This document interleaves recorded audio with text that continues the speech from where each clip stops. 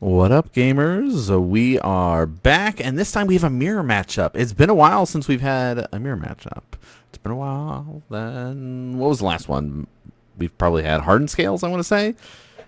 Yeah, probably. That's tend to be what our mirror matchups are. I mean, I guess there is that likely chance we'd have an amulet mirror matchup. But anyway, it's been a while since we've had a mirror matchup. This time we've got Dimir Oculus versus Dimir Oculus. This is that twist on the Murktide, the kind of updated version, if you will. It is reminiscent of the old school Death Shadow elements, and I'm talking old school, where you would sit here and fill up your graveyard and delve away your creatures for a Gurmag angler, and that's kind of the what the Oculus is sort of doing if you hardcast it. But the way that most people go about it is we're unearthing it. We're cheating it into play from our graveyard, so it's we're running thought casts and things like that to try to mill some stuff in there, and it's a lot of that sort of back and forth tempo-y style of play. It used to be that, our goal with a Murktide list is we're going to be dropping down and playing a bunch of cantrips, dropping down a Murktide, and closing out the game. Now, with the Oculus build, you don't have to wait as long to get to the kind of big bomb end game stuff that the demired lists are trying to hit. Now we can hit them very early. Like right now we're hitting it on essentially turn 2. We're trying to sneak in this Dimir Oculus. We're going to start a little bit of wizard battle, and one of the things that I like so much going into this sort of blue matchup here, like a mirror matchup, or when you're seeing like Dimir Oculus versus Jeskai Controls or things like that, is these little wizard battles where you're like all flinging spells back and forth, and the stack starts to get filled up, and things get a little bit crazy. Like that's the kind of gameplay that I really love to see. Like you guys know that with our last stuff that we watched on Monday, with Boros Energy versus Infect, and it was like the stack has like 6 things in it as we're doing pump spells and trying to interact and stuff, and like yeah, that stuff gets me super hyped there. But if you're watching it right now, thanks for tuning in and watching, everybody. We do have a big interview coming out on Saturday with Kuro Hitsuki. It's going to be an hour and a half long interview, so it's a long one. All right, so it's going to be a very cool one, though. If you guys enjoy listening to other content creators talk and kind of nerd out about gaming, nerd out about being on not only Commander shows, but just other shows like Tabletop Jocks, like the Professors of Tolarian Community College Shuffle Up and Play.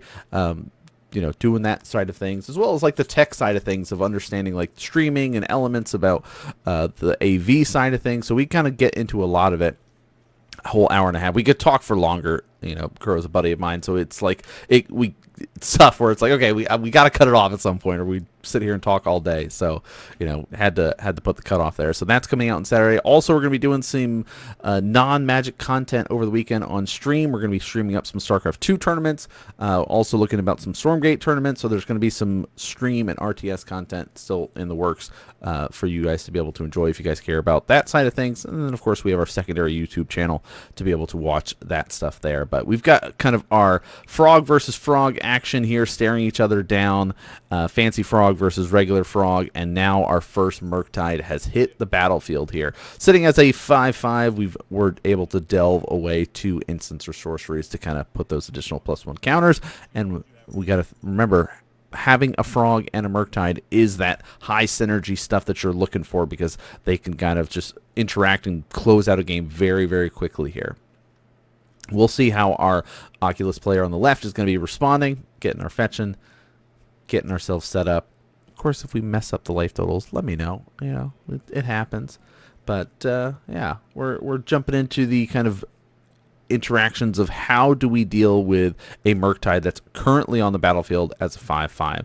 Is there do we have a way to kind of just make a bigger Murktide? Do we have ways to kind of get our Oculus and go wider here? It looks like we're going to go for our own Murktide and try to go that route. We also can kind of feel a little bit safer knowing that there's just a swamp untapped on our opponent's side, and Fatal Push and stuff like that isn't effective against a Murktide, so we can kind of get away. But you see 4, going with 4 instants and sorceries there, looks like.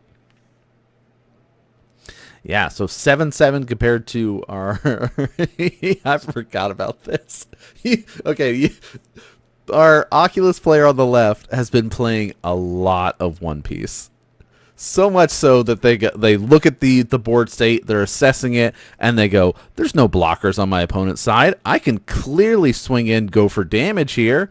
And that's exactly what they attempted, only to be met with a Murktide that just goes, I eat your frog, thank you." Like, but we do get this kind of stalemate stop here, right? You can't swing in and try to capitalize on that because there's the 7/7 Murktide. So, imagine if we had the Murktide plus the frog here to kind of get some extra added bonus of being able to discard and stuff. Life total swings on down. Coast is now clear, though, for our other Oculus player to respond with it. If the frog hits, we get that extra draw effect, which will be where our target is here. We'll attempt with a Fatal Push, and now we start getting a wizard battle. Spell Pierce is going to come out. We'll pay the 2 to make sure that Spell Pierce doesn't actually resolve, and then we say, cool, let's get rid of it. And now we'll swing in for damage 5. With our 1 remaining swamp, though, we've got an Unearth here. It's something we were trying to resolve earlier. We can resolve now in getting our Abhorrent Oculus out. Cost 3, lets us Unearth. We do have a 5/5 flyer, and now we get this Manifest ability on our opponent's upkeep, where we look at our top 2 cards. We're going to pick one of those, put it face down as a 2/2 creature.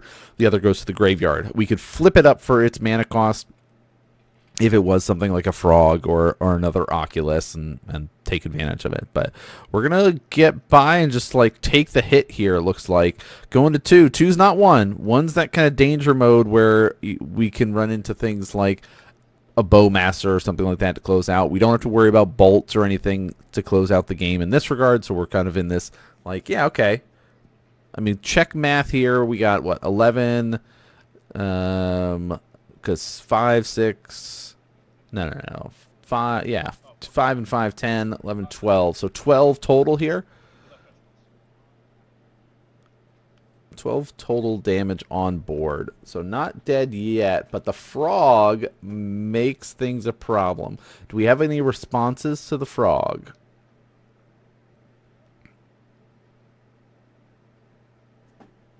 Let's see. Oh, Bowmaster. We're going to go and try to create some blockers here, but we're actually going to have a Spell Snare, and that's another instant sorcery in the graveyard. So putting a stop to the Bowmaster and say, hey, I can get rid of these 3 cards here. We're going to buff and get that Murktide a little bit bigger. And it's like, yep, cool. We'll scoop it up. We get it. We see the line just like you, because I think that line right there, players have understood and know more than any other line in the Dimir Murktide mirror matchup. Basically, since Modern Horizon 3 came out in the summer and released the frog, Murktide players have been using that double card together there for maximum synergy, maximum power. Now we're going to be jumping in to game number 2. Oculus player on the right currently leading in this. All right, surveilling. Let's get some information. Keeping it on top there, actually. Another Unearth in our Oculus player's hand.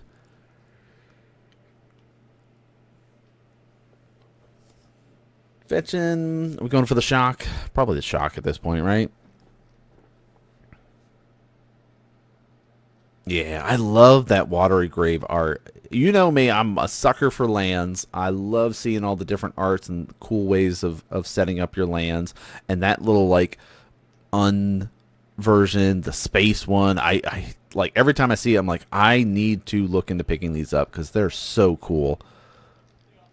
I have so many shock lands and fetch lands at this point, but it's also just like, yeah, but now they're adding in these cool versions and a Thoughtseize. Let's drop to 15. So big, scary sideboard cards in hand right now. Nihil Spellbomb and our Surgical Extractions are the 2 like red flags. You see them in your opponent's hands. Surgical is more impactful than the Nihil Spellbomb. We'll grab that out of there, knowing that we can have a card taken and strip away additional cards from our hand and graveyard is more impactful. The Spellbomb is still really annoying.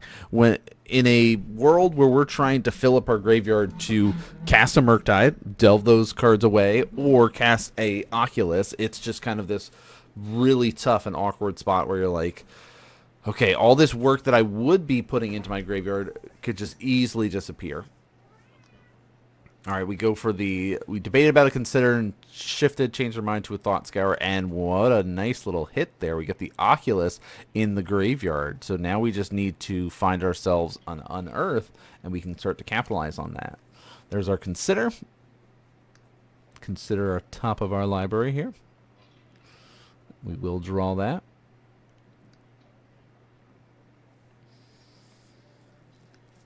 And there's the Unearth. All right, do we get the Wizard Battle? Let's fight over it. Looks like we are. Yeah, like the expensive old border foiled Unearth there.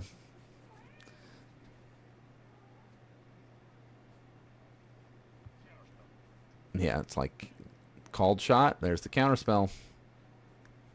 Oh, how about a Spell Snare? We're getting our Oculus. You can't stop us. You got the Force Negation. No Force. So that will allow us to be able to get that card we need. Of course, we did have to do the fetching to get through all that, which we will get a Shock Land there. So dropping from 20 down to 17 to make that happen. And there's our Eyeball. Do you like the art for like the regular one, or the zoomed in super close on the actual like Oculus?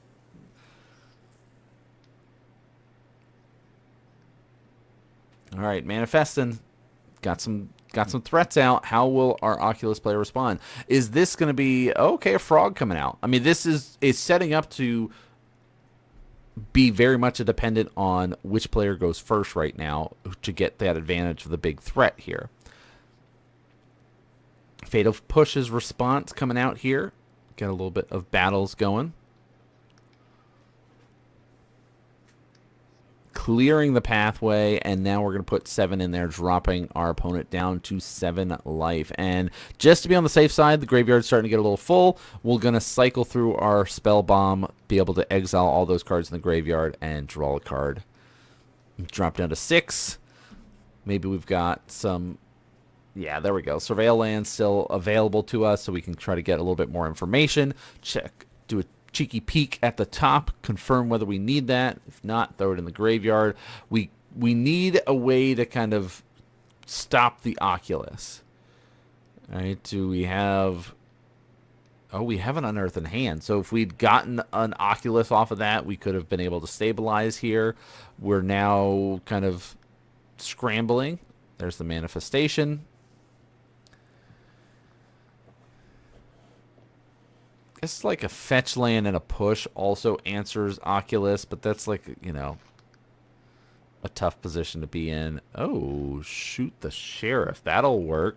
That's been a nice little addition that a lot of Murktide players have been putting into their list specifically to help them with the mirror matchup. And we are going to see a fetch on the end step, response, shoot the Sheriff to make sure that you don't have the mana to respond with a counterspell or anything like that. Oh, wow. All those Murktides just kind of hanging out together for a second there. So that's really nice. You know, destroy a non-outlaw there. Players were running other variations of that type of effect, but the shoot the Sheriff, you know, works out in all the right places that we need it to be able to hit. Oh, well, that was quick. Both players are like, hey, can I play this spell? And no, immediately. So Bowmaster's attempts to get played here to try to close out the game. Spell Snare was ready for that, to just put that counter. Really good card if you're running Oculus decks or the Dimir Murktides. Those are cards that you want to make sure that you have available in your list, main board, sideboard, that sort of thing. Especially post board, if you're fighting against the Oculus players, you know there's going to be things like counter spells. You know there's things like Bowmaster, there's things like Frogs. So there's a lot of great targets with that. There's the Thought Scour. Let's mill 2 from ourselves, draw a card. Looking for that answer, looking for a target with our Unearth. Not quite finding it here. Do a check through the graveyard. No Murktide, no way to kind of get us out of this spot here with 2 life. So what's our plan? What's our line? Yes! take ourselves out. We're going to thought seize. So target player, of course, reveals their hand. You get to choose something first, and then we take the 2. So we get to see, oh, there's a counter spell and fatal push there, but that doesn't matter. We'll take it up. Tied up 1-1 here. So is the player on the play the biggest thing that's going to matter in this matchup? Player on the right went first, won game 1. Player on the left went first, game 2, and won. But for anyone that's still with us, still watching at this point, thanks for hanging out with us. Consider hitting that subscribe button. We're getting close to the end of the year, closer and closer to our big goal that we were going for. I guess our big goal of 2024, which might be the start of 2025 when we hit it, of getting that 1,000 subscribers, since we're right in that 900 mark range, which is awesome. We really worked hard this year of doing that twice a week content for you, and now we're starting to sprinkle in that once a month interview from content creators on Saturdays. So really pushing a lot more content for you to be able to enjoy here. But let's jump into things. We've got only a few weeks left as well before the next big ban announcement, which is going to be really interesting to see for those that, you know, might not be as familiar with how the modern meta. I'm sure a lot of people have talked about it. You've seen some posts up about just how overwhelmingly oppressive the Boros energy deck. It's, you know, Modern Horizons 3 was one of those sets that, looking back, kind of did a lot of bad and not a lot of good, right? We look back at, like, Modern Horizons 1, I felt like added a lot to the format and changed things, and yes, it killed off some decks and did some stuff like that, but Modern Horizons 2 basically forced everybody to play elementals and spend hundreds of dollars to get new decks, because everything from Modern Horizons 1 basically was gone. And then 2 or so years later, Modern Horizons 3 came out, basically killing off all the decks from Modern Horizons 2. Like, when was the last time you saw a Hammer Time deck? All right, that's kind of non-existent. So it's in this weird mode of, we're in a rotating format every 2 or so years, but there's been so many problems where Modern Horizons 3 was so pushed, right? Not just with Nadu, but like the best deck in the format that's making up about, you know, an insane 25% of the meta, with basically just a stock list of Modern Horizons 3 cards, is pretty crazy. We actually get a Unearth here on a Frog, which is an interesting route to go for, I guess, because we're just trying to stick a threat here and knowing what our opponent has. This little wizard battle we got going on here, instead of trying to play a longer game and go for an Oculus, we're going for the Frog capture here, and actually we end up sticking one. We know our opponent has 2 on their side. We know they have an eyeball as well, but not much additional interaction. So now we're going to be, oh, subtlety. So are we putting on top or the bottom here? I mean, we already have an eyeball. We already have a frog in hand. I like the idea of just chucking it to the bottom there, and that's what we see the player decides to do. Now we're kind of left in this, okay, we'll take a damage, maybe 2. Most likely it's just going to be 1 damage here. Ooh, that little subtle tapping there kind of gave us that indication maybe there's a Thought Seizer in. I don't believe this Oculus player is running Inquisitions. That is one thing some players have been testing out, is some number of Inquisitions or Thought Seize. Okay, how about a Ghost Vacuum? This card's a cool one. Doesn't really see as much play, but when we're thinking about cards like Nihil Spellbomb and Ghost, like these cards that target and fight over the graveyard, but this one's one of those that, like, the longer the game goes on, it actually presents a threat, because you can pay 6 mana, sack it, and put each creature card exiled with Ghost Vacuum onto the battlefield under your control. They have flying. They're 1/1 spirits, but if we are able to get an eyeball, if we're able to get a frog, like if we're able to get a bunch of things like that, it's easy to kind of overwhelm the board.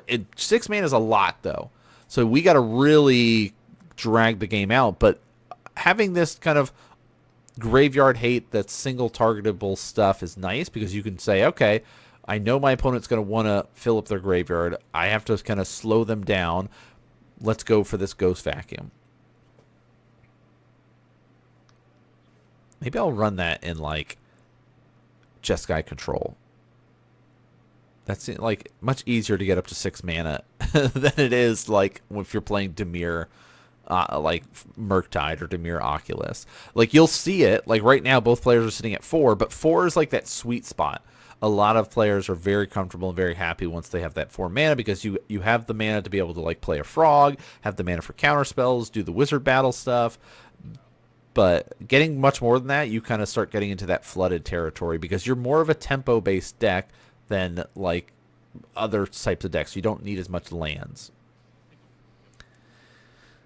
All right, little pokesies here. Both players just kind of poking each other down with the frog, just kind of testing the waters here. It's very even, very stalematey. No real advantage from either player. Yes, you have the Ghost Vacuum, but that's not really like an actual threat here. Okay, so we have there's that debate. You see the Fatal Push in hand. It's kind of like, do we put the stop on the frog here with the Fatal Push? Or do we just kind of let it go and just say, yeah, let's keep getting this advantage? So the argument here is you stop the card advantage engine and stop your opponent from drawing cards by pushing it. You know there's an Oculus in hand. So you have a fetch land. You could go that route. So you kind of have to make that debate. Is it better for you to stop them from drawing cards, or is it better for you to go for the creature development, right? The board presence. All right, so we're doing the Thought Scour. Resolves. Let's mill 2, draw a card, and now here's an eyeball. And there's the Delve. We're hard casting it. Get rid of this graveyard. Been trying to get up to our 6. We finally hit that 6 we needed because that is one of the things that you need to do. It's an additional cost. And we're going to do some fetching into our own Surveil land. We're up to 4 lands as well. 4 or 5 lands. So, that 6 actually is looking a little bit more promising. The game's kind of essentially stalemated up until now. Now that advantage meter has significantly shifted over to the left-hand side here with that 5/5 flying eyeball, the ability to manifest and start making 2/2 creatures. That it really basically, it now shuts down the frog more than anything else. Saying, okay, you have your frog, I see that, but you can't actually push for damage. You can't actually, do anything to stop me here. You can't. You no longer can draw cards. You no longer can. You have what, 2 cards in hand, so you can't even make it big enough to be able to like push for damage because it's a 5/5. There's our manifest, getting a 2/2 out on the battlefield that is strong enough to block the frog as well.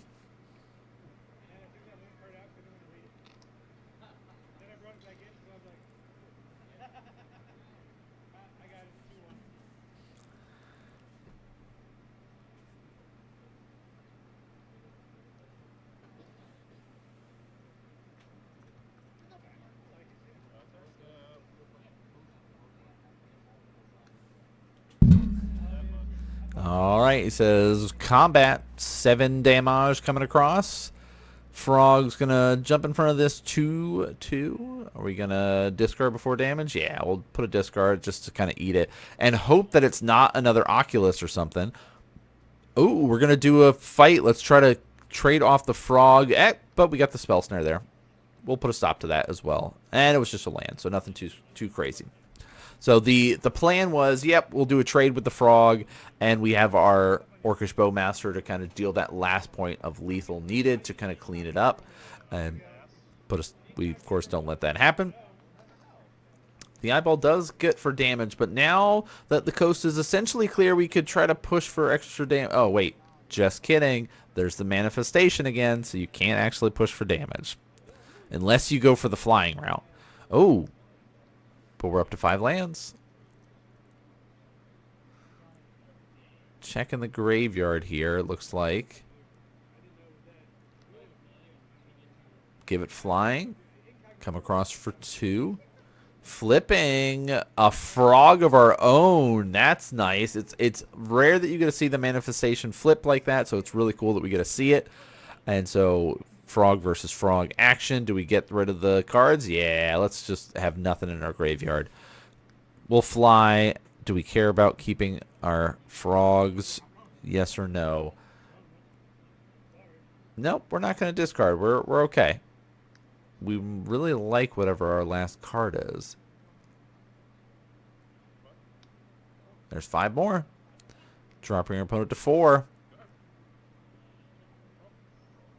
Let's exile another card. Do a fetch here. Go into 3. And we're going to respond with an Otawaro Soaring City. So here's the response.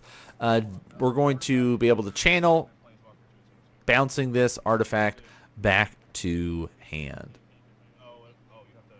So the thing to note here is that Ghost Vacuum still counts and tracks all those cards.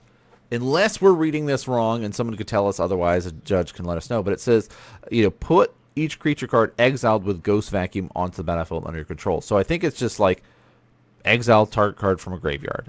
Those were exiled by a Ghost Vacuum, so I still think that's a live, valid play that you can do. Sitting here with 5 mana, dropping the Otawaro now basically sets us up to stop any crazy top deck into the 6th land that we needed. Like, imagine a top deck of the 6th land right there. The game's just completely reset in favor of our player on the right because they get a bunch of 1/1s, including some creatures that fly that can start blocking the Oculus, and we can start really building up here. Let's see. Oh, there was the 6th land, so that would have been it.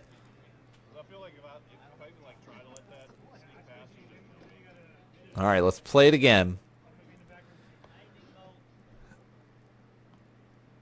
Passing the turn. Thought Scour here, if you're wondering. We didn't put the image up. We missed it. But that's okay. Now we're putting it. Yeah, our images got all discombobulated. It's editing software kind of geeked out at the end there, and it was a pain in the butt to get the last little bit of the video edited up for everybody. But, we wanted to finish up the game, show you guys the excitement that is mirror matchup sometimes. All right, we've got the debate.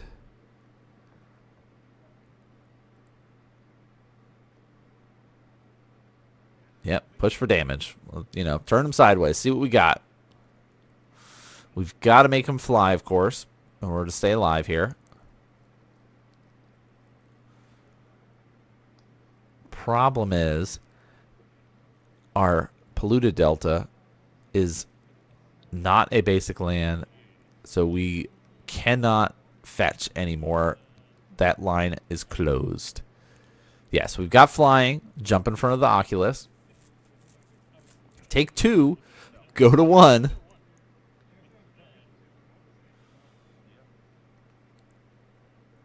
We know our player on the right loves to be able to go out on his own terms. We saw him thought seize himself in game 2. Are we going to see the polluted play to go down? All right, we do a check. Check at people's graveyards real quick. We've got the Ghost Vacuum, so you've got options.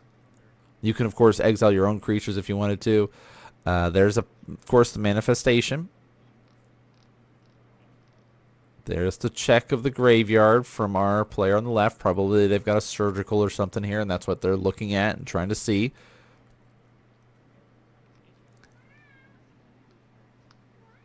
Ooh, okay, the hardcast Oculus. That's the other art we were talking about. The kind of like super zoomed in on the eyeball that's like looking through a window at somebody. All right, 5/5 flyer.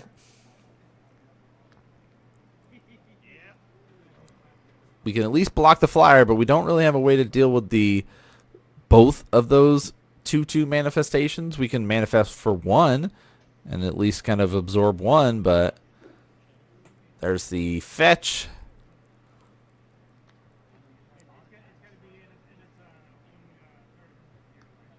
And, of course, we got the Surveil.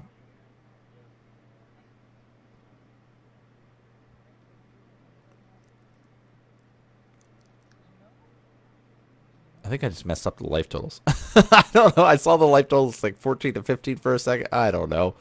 Who knows what the life totals are at this point? Does it really matter when your opponent's at 1 and they have a polluted delta? There's the manifestation. Oh, he grabbed the wrong one. Just kidding. He says, yep, there's my other Oculus. Can he play the Oculus? No, because that fetch land again. But imagine, all right? It still wouldn't matter with the 3 attacks and there's only 2 blockers, but still. And yeah, I'll respond to the combat and I'll fetch and take myself out there. So, oof. Oculus versus Oculus. It's really just like who gets the eyeball out first to really get that advantage. So I think it was that fatal push line. There is that debate back and forth. I think because we had the information, knowing there was the Oculus coming up, we had a fetch land. We've got those ways to kind of respond. I think that would have been the reset. But it's that risk because you don't know what is on the top of your opponent's library. Letting the frog stay alive, letting it sit there and continue to get value and draw cards. Eventually, they're going to find a different threat. So I don't know. It's risky, right? We get to see a little bit of the player's sideboard options. We see both really going for that graveyard fight. And because it's kind of this like reanimation light package there with Unearths and Oculus and Murktides, like graveyard matters so much in here. You want a bunch of stuff in there that you can delve away and get rid of. So, you know, fighting the graveyard is important when you're fighting against a Oculus player, even Murktide, but more so against the Oculus. But that's going to do it for our episode. Thanks for hanging out and watching again. We've got our exciting commentary every Monday and Thursday, and we've got a special little interview coming up this Saturday. It's going to be coming out always the first of the month or at least the first Saturday of the month. But that's going to do it for us. Thanks so much for tuning in and watching, and I'll see you all next game.